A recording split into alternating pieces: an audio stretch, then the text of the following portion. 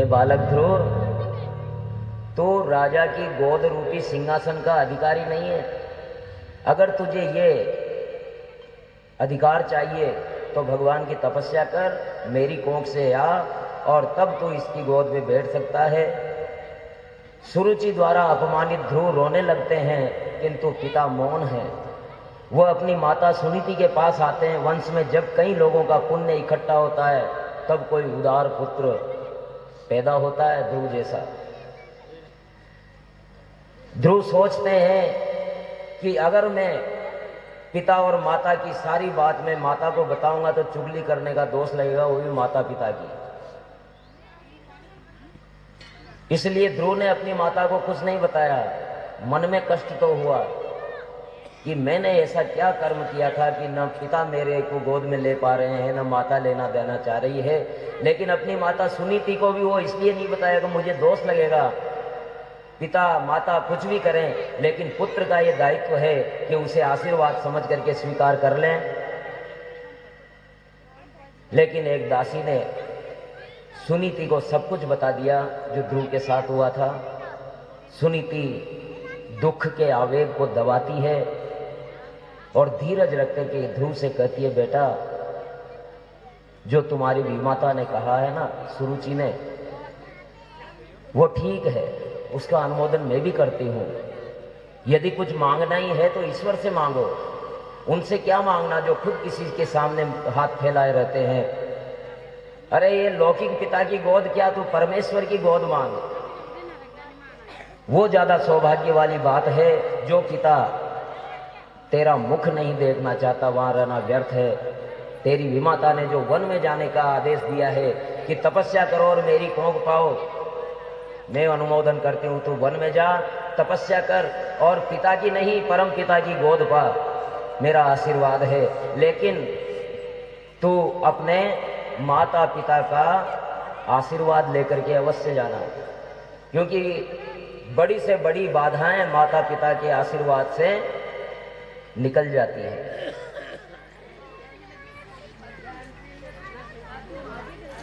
अतिष्ठतात विमत्सरस्त्वा मुक्तं समात्राप्य यत व्यधिकम् आराधयाधोक्षजपादपद्मम् यदीच्छसे ध्यासनमोत्तमो यथा। बेटा, तुम्हारी विमाता की बात सत्य है। यदि उत्तम के समान सिंहासन पर बैठना है तो द्वेष भाव छोड़ करके द्वेष मत रखना। द्वेष रखेगा तो भक्ति सफल नहीं हो पाएगी, इसलिए द्वेष मत रखना और माता पिता का आशीर्वाद लेना अवश्य। उनके आशीर्वाद के बिना तेरी सफलता संदिग्ध हो जाएगी और भगवान नारायण मेरे आशीर्वाद से तुम्हारे साथ रहेंगे, मेरे नारायण तुम्हारे साथ रहेंगे। ध्रुव को ये बात बहुत बड़ा संबल बनी, सहारा बनी। और सुरुचि के पास गए ध्रुव, चरण स्पर्श करके आशीर्वाद मांगा, माँ मुझे आशीर्वाद दो, मैं आपके वचनों को पालते हुए वन में जा रहा हूं। सुरुचि को बड़ी प्रसन्नता हुई, चलो जाओ। लेकिन ध्रुव को इस बात का संतोष था कि मेरी माँ ने मुझे आज्ञा दे दी, पिता से भी आज्ञा ली। और इस प्रकार सुरुचि ने तो सोचा था कि चलो ध्रुव चला जाएगा, 5 साल का लड़का है, कोई शेर वेर खा खू जाएंगे और कोई मेरे पुत्र से राज मांगने वाला, हिस्सा मांगने वाला नहीं रहेगा। बहुत अच्छी बात है, जा भाई, तथास्तु। और इस प्रकार माता पिता उनका आशीर्वाद लेकर के ध्रुव 5 वर्ष की अवस्था, वन में डर भी लगा, शेर भेड़िया आया तो क्या होगा, ऐसे मन में विचार आने लगे। दूसरे ही पल माँ का कथन याद आ गया कि मेरा आशीर्वाद और नारायण तुम्हारे साथ हैं। और जब उसको ये विश्वास हो गया कि मेरी माँ ने ऐसा कहा था तो नारायण उसी के साथ है, और वो सारा डर निडरता में बदल गया। माता पिता का आशीर्वाद लेकर के अगर कोई घर से निकलता है तो रास्ते में संत मिलते हैं, और अगर झगड़ करके कोई निकलता है रूस के माता पिता से रूठ करके अगर कोई निकल जाता है तो बाधाएं आएंगी, और आशीर्वाद लेकर के अगर निकलता है तो संत यानी सज्जन मिलेंगे, अच्छी राय देने वाले भी मिल जाएंगे, अच्छे सहायक भी मिल जाएंगे, और सफलता उनके कदम चूमने लग जाएगी। तो यहाँ ध्रुव जी को भी नारद जी मिल गए। नारद जी ने कहा, बेटा कहाँ जा रहे हो? तो सबसे पहले तो ध्रुव जी ने उन्हें साष्टांग प्रणाम किया। नारद जी ने माथे पे हाथ फेरा। अब तो बताओ कहाँ जा रहे हो?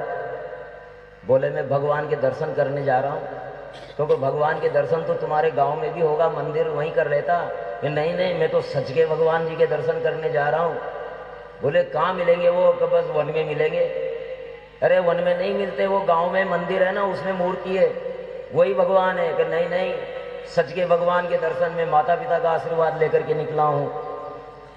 नारद जी ने कहा, रे अभी तू छोटा है बेटा, अभी तो तू मस्त रह, अभी तेरी खेलने कूदने की उम्र है, भगवान की आराधना बड़ी कठिन है। बड़े बड़े ऋषिगण, साधक, महात्मा सब असफल हो जाते हैं, वर्षों वर्ष तक, जन्म जन्मांतरों तक अपना प्रयास करते रहते हैं, लेकिन उनको भगवान नहीं मिलते। तू तो अभी बड़ा छोटा है। तो ध्रुव ने कहा, सोयम समो भगवता सुख दुःखतात्मना दर्शिता कृपया पुंसा दुर्दशोऽस्मद्विजेस्तु पदं त्रिभुवनोत्कृष्टं जिगीषो साधुवर्त्मने ब्रूयस्म पितृभिः ब्रह्मन् नन्यैरप्यनधीष्ठितम्। देखो महात्मा जी, मन स्वभाव से चंचल होता है, लेकिन चंचल स्वभाव को भगवान नहीं मिलते। मैंने अपनी माता के आशीर्वाद से, अपने माता पिताओं के आशीर्वाद से मन को वश में किया है, और चाहे कुछ भी हो जाए मुझे भगवान का दर्शन ही करना है। या तो भगवान का दर्शन करना है या फिर आजीवन ही जंगल में रहना है। ध्रुव का अटल निश्चय देख करके नारद जी ने कहा, बेटा भगवान के चरणों की सेवा के लिए मधुवन यानी वृंदावन का एक स्थान, वो श्रेष्ठ स्थान है। यमुना श्री भगवान हरि का करुणा अवतार है, कृपा अवतार है, और यमुना के किनारे जो भजन करते हैं वो अवश्य ही सफल होते हैं। भगवान का ध्यान करने से ब्रह्म संबंध सिद्ध होता है। यमुना साक्षी देगी, सिफारिश करेगी। इसलिए ततात गच्छ भद्रन्ते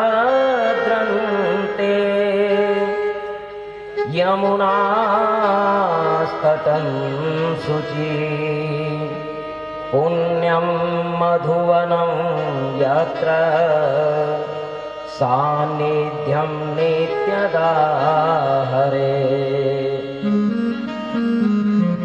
हे वत्स, तुम्हारा कल्याण हो। यमुना के किनारे परम पवित्र मधुवन पे जाकर के वहां रह करके भजन करो। वृंदावन दिव्य भूमि है, नित्य लीला लीन प्रभु श्री कृष्ण वहां सदैव विराजमान रहते हैं। ध्रुव ने कहा, बहुत अच्छा, परमात्मा की आराधना किस प्रकार करते हैं मैं तो कुछ जानता नहीं हूं। नारद ने कहा, ध्यान से पूर्व मानसिक पूजा करना आवश्यक है। मानसिक पूजा, आंख मूंद करके बैठ जाइए और आंख मूंद करके ध्यान कीजिए कि प्रभु से गंगोत्री से जल का कलश भर करके ला रहे हैं और प्रभु को आकर के स्नान करा रहे हैं, और नेत्र बंद किए हुए ही चंदन गंधाक्षत आदि लगा रहे हैं और भगवान की प्रार्थना कर रहे हैं, आर्त भाव से प्रार्थना कर रहे हैं और भगवान प्रकट हो गए हैं। ऐसी मानसिक पूजा पहले करनी चाहिए। ईश्वर में एकाग्र रहे, भटके नहीं, ये ध्यान रखना। विरक्त सन्यासियों के पास कुछ भी नहीं होता, केवल मन होता है, और मन को जब भगवान को समर्पित कर दिया जाता है, मन के द्वारा जब पूजा की जाती है उसे ही भगवान पूर्ण समझते हैं। लेकिन गृहस्थों के लिए जिसको भगवान ने संपत्ति दिए, वो भी कहेगा, पंडित जी ने कह दिया कि बस मानसिक पूजा कर लो और हो गया काम, आंखें बूंद के बैठ जाओ और बस ये तो चंदन अक्षत धूप दीप नैवेद्य सब ले लो भगवान, बस हो गई पूजा, 1 टका लगाना कोड़ी। लेकिन भगवान ने दिया है ना, तो हम आरती में कहते हैं कि तेरा तुझको अर्पण। जब तेरा ही है तो अर्पण करने में अपना क्या जा रहा है? ये तो सन्यासियों के लिए है। और फिर भी देखो, हम भले ही करोड़पति हैं, लेकिन ये तो उसका ही है ना, अपना तो कुछ है ही नहीं। तो उससे पहले भी मानसिक पूजा का विधान है।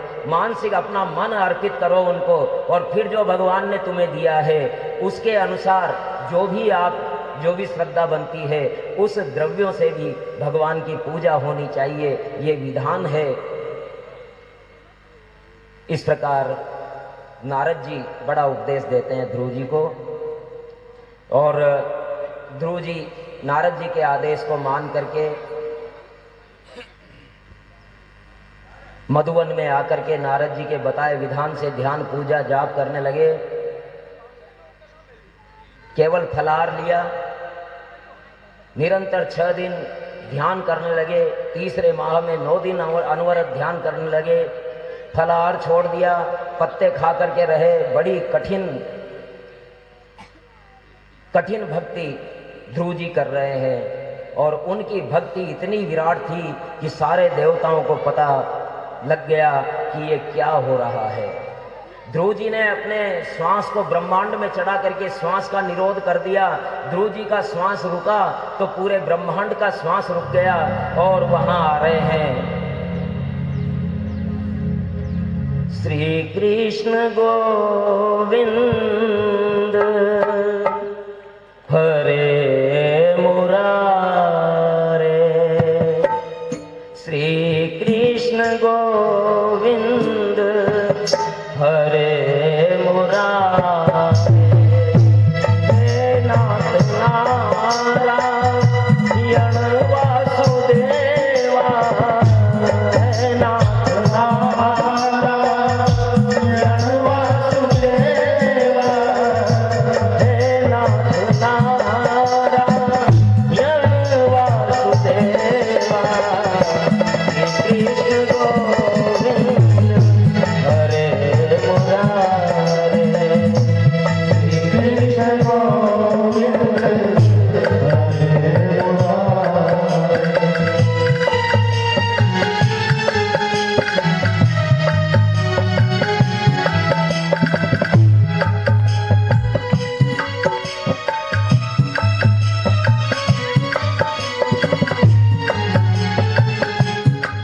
राम नारायण कृष्ण दामोदरा, राम नारायण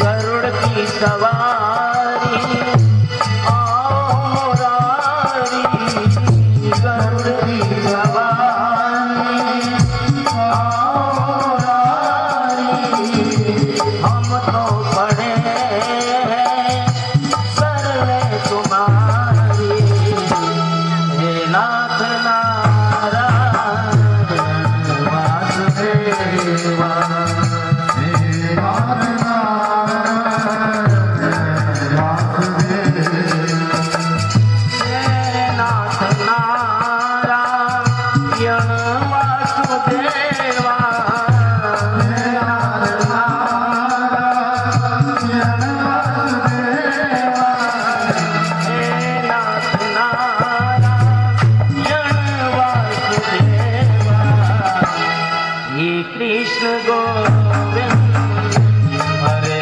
मुरारे।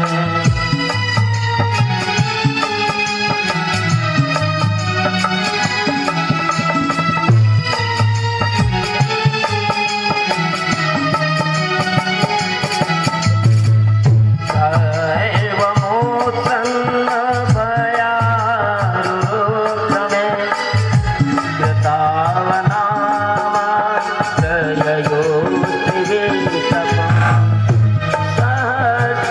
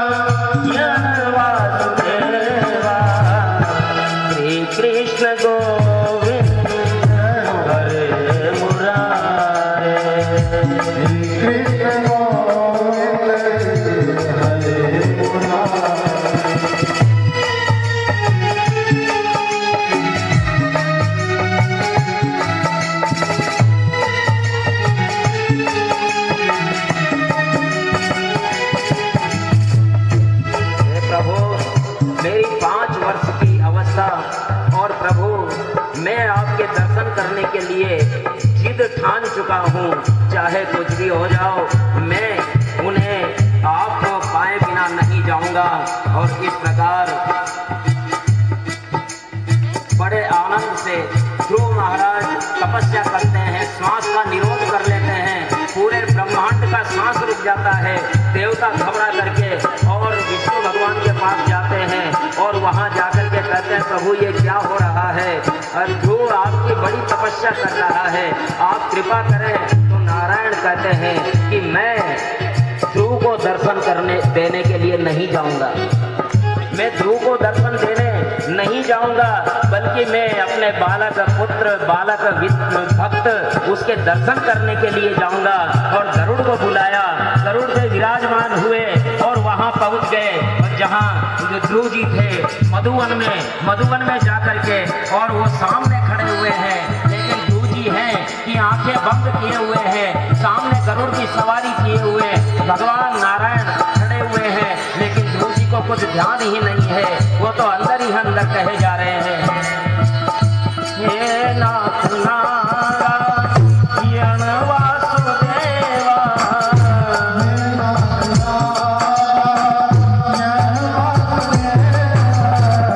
हे नाथ नारायण वासुदेवा, श्री कृष्ण गोविंद हरे मुरारे, श्री कृष्ण गोविंद हरे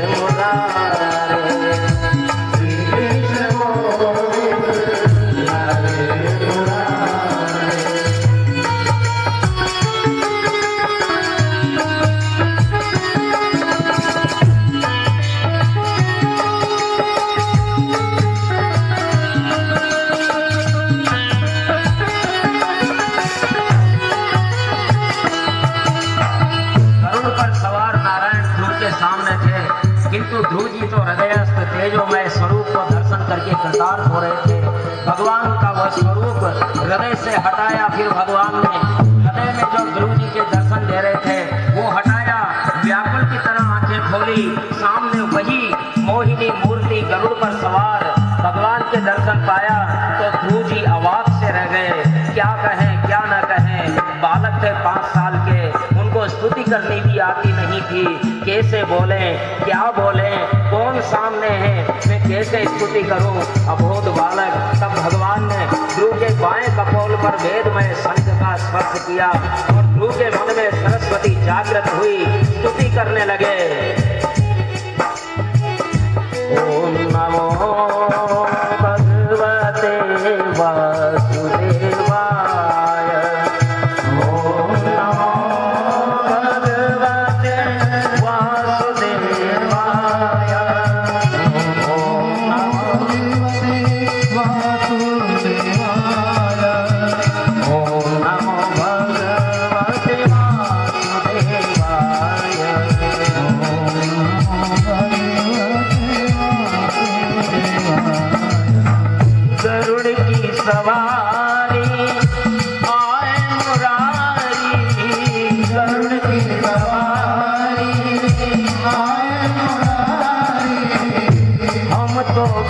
हैं शरण तुम्हारी। श्री कृष्ण गोविंद हरे मुरारे।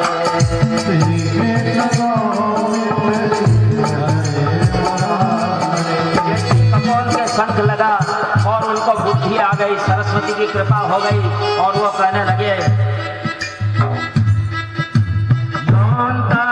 प्रवेश मम वाचमिमां प्रसूता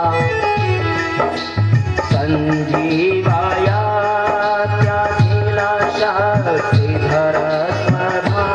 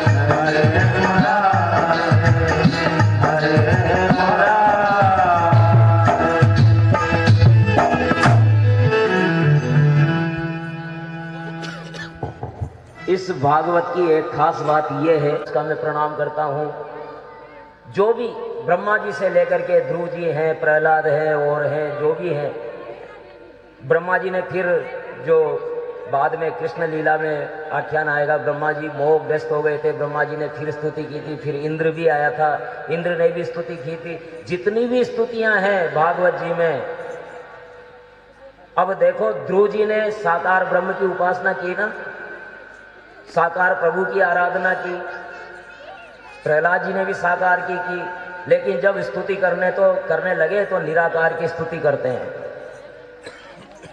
जैसे ही कपोल बाएं गाल पर लगाया और उनको सरस्वती का प्रकाश हो गया और वो कहने लगे योऽन्त प्रविश्य मम वाचमिमां प्रसुप्ताम्, जो मेरे अंदर प्रवेश करके और मेरी सारी इंद्रियों को जागृत कर रहे हैं, जो मुझे सुनने की शक्ति दे रहे हैं, देखने की शक्ति दे रहे हैं, बोलने की शक्ति दे रहे हैं, खाने की शक्ति दे रहे हैं, उसे पचाने की शक्ति दे रहे हैं, चलने की शक्ति, फिरने की शक्ति, जो भी दे रहे हैं वो वही अंदर घुस करके और मुझे ऊर्जावान कर रहे हैं, जो संजीवित कर रहे हैं। जब वो तत्व निकल जाता है तो क्या बचता है?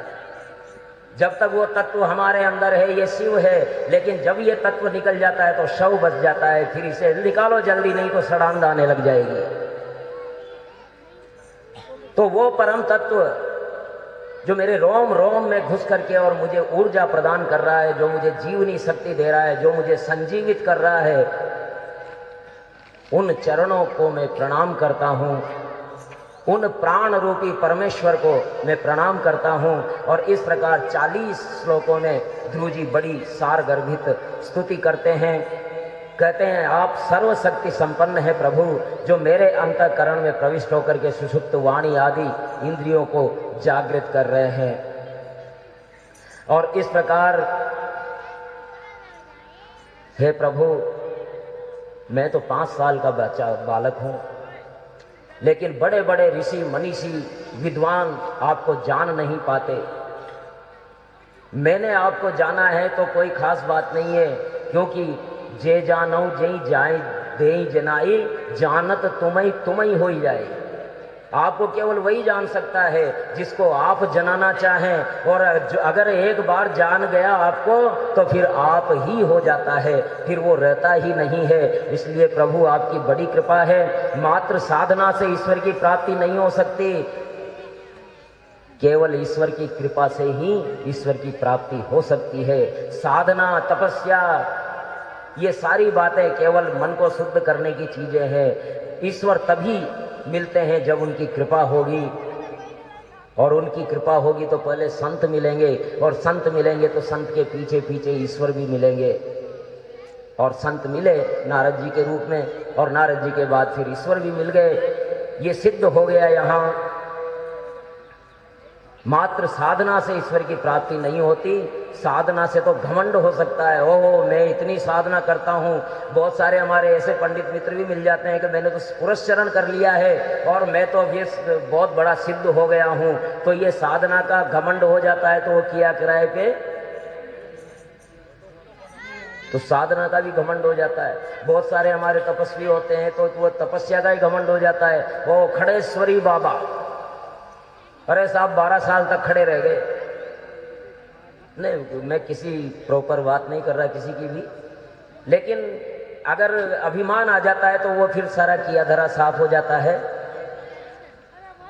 इसलिए प्रभु, साधना से, तपस्या से आपको प्राप्त नहीं किया जा सकता, आपको केवल आपकी कृपा से ही प्राप्त किया जा सकता है, ऐसा ध्रुव जी कह रहे हैं। और अभिमान हुआ, अगर अभिमान हुआ तो भगवान मिलेंगे ही नहीं। साधना से थक करके जीव रो पड़ेगा कि बहुत साधना कर ली, भगवान आपके दर्शन नहीं हो रहे, मैं क्या करूं क्या न करूं, रो पड़ेगा। तो जब रोने लगेगा तो करुणा होगी, तो भगवान अवश्य मिलेंगे। और इस प्रकार भगवान ध्रुव से कहते हैं कि ध्रुव मांग ले जो भी मांगना है। तो ध्रुव जी किस लिए आए थे तपस्या करने? ध्यान है ना सबको। वो अपना पुत्र रूप का अधिकार प्राप्त करने के लिए आए थे। मैं भी अपने पिता की गोद में उसी तरह बैठूं जिस तरह मेरा भाई उत्तम बैठता है, यही सोच के आए थे ना। लेकिन यहां भगवान आ गए हैं सामने, और भगवान पूछते हैं कि मांग क्या मांगता है? तो ध्रुव जी कहते हैं कि नहीं, मुझे तो कुछ नहीं चाहिए, सब कुछ भूल गए, मुझे क्या चाहिए, मुझे कुछ नहीं चाहिए।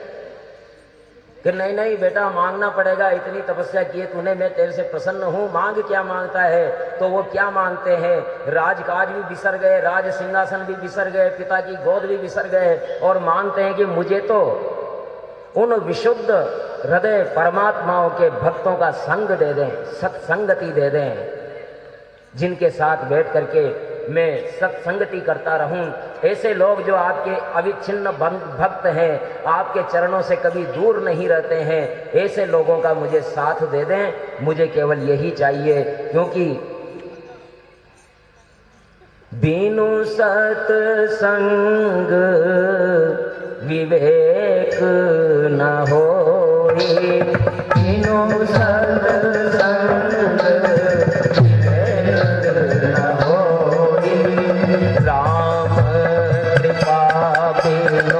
सुलभ न सोई, राम कृपा बिनु सत्संगत मोद मंगल मूला,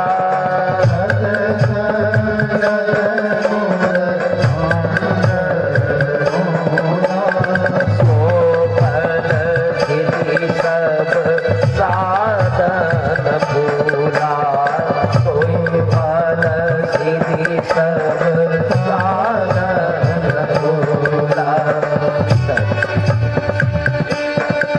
बिना सत्संग के विवेक नहीं होता, और भगवान राम की कृपा के बिना ये सत्संगति मिलती नहीं है। और सत्संगत मुद मंगल मूल है, मंगल का मूल है, और सात साधनों का शूल है। साधन तभी फलते हैं। इसलिए अगर दुष्ट व्यक्ति, मूर्ख व्यक्ति भी अगर सत्संग में बैठ जाता है तो वो सुधर जाता है। सत्संग सत सुधराही सत्संग पाई।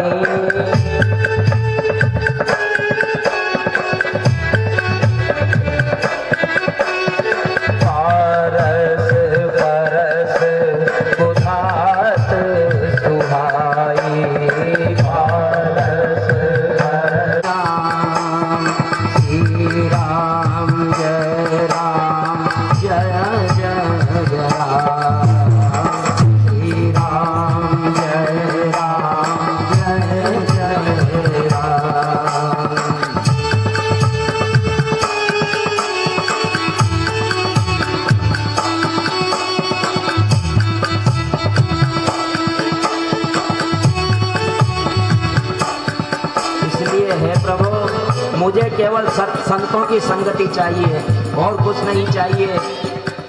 भगवान ने कहा कि मैं तेरी भक्ति से प्रसन्न हो रहे, मांग ले जो भी मांगता है। ध्रुव ने सोचा कि मैं बालक क्या मांगू, भगवान पर ही छोड़ दिया। जो भी तुम इच्छा हो जो दे दो, और मैं जो आपको प्रिय हो मुझे दे दे।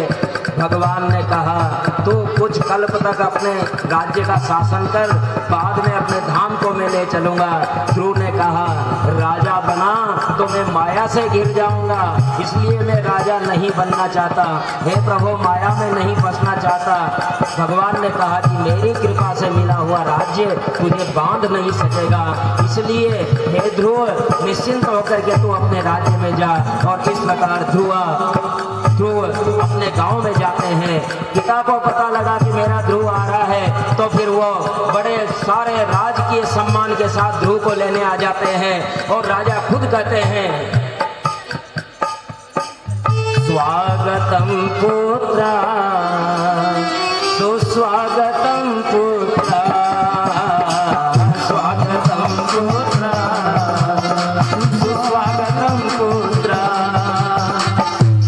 पिता कहता है अपने पुत्र का स्वागत करते हुए, बेटा 5 वर्ष की आयु में तू वो करके आ रहा है जो लोग 500 जन्मों में नहीं कर पाते। आज मैं धन्य हो गया। हे पुत्र, मैं आपका स्वागत करता हूँ। इसी प्रकार नगर की जनता स्वागत करती है। स्वागतम भक्ता स्वागतम भक्ता, स्वागतम भक्ता स्वागतम भक्ता, स्वागतम पुत्रा सुस्वागतम पुत्रा, स्वागतम पुत्रा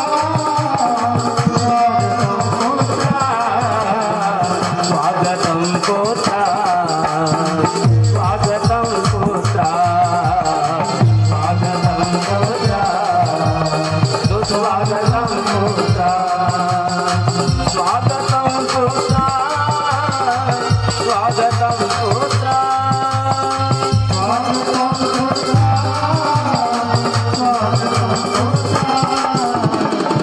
स्वागतम पुत्रा, स्वागतम पुत्रा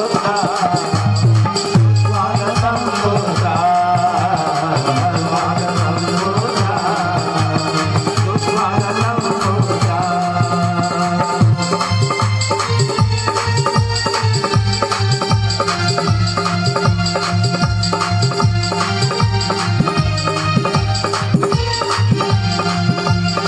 स्वागतम पुत्रा सुस्वागतम पुत्रा,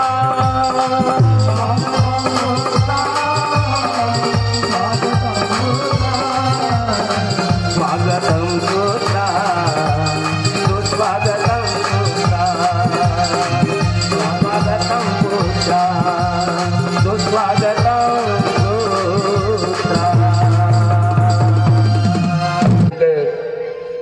उत्तम के साथ बड़ा अच्छा वर्ताव रखा ध्रुव जी ने। एक बार